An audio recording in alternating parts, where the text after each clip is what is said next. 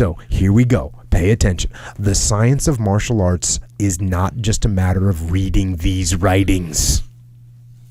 Taking what is written here personally, do not think you are reading or learning, and do not make up an imitation. Taking the principles as if they were discovered from your own mind. Identify with them constantly and work on them carefully.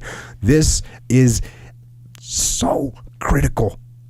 And it's like I say on the podcast. For a while at the end of the podcast, I was saying, don't just listen. Yeah.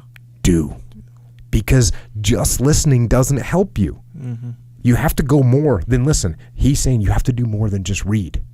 And it's interesting, we get people that are really into either podcast, they read the book, and I talk to them. We have clients that brought us on to help their company. Yeah. And they love extreme ownership. And they feel like they're fully on board and understand the principles and all that. And then you get in there and you start talking to them about what they're doing, and they're missing them. Yeah. And it's because they don't detach. They're looking out at everyone else. Mm-hmm. They're not looking at themselves. And it's hard because they read them. Right. They listen. Yep. But They don't know what to do. They know what to do, but they got to don't. do it. Yeah. So that's hard.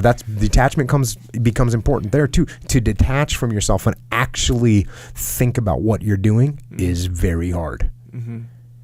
And without doing just that, you won't be successful. And I like how he says you take these ideas and make them like as if they were discovered in your own brain. How do you apply them to your life? That's one of the things that's so good about the muster, is because with the interaction, it can be hard for people to birth these ideas from their own mind. Like to take the seed that comes from extreme ownership or comes from the podcast, to take that seed and plant it and have it grow. It can be hard to do that. They look at the seed, they hold the seed as sacred, right? Mm-hmm. But they're not putting it in there and letting it grow and watering it.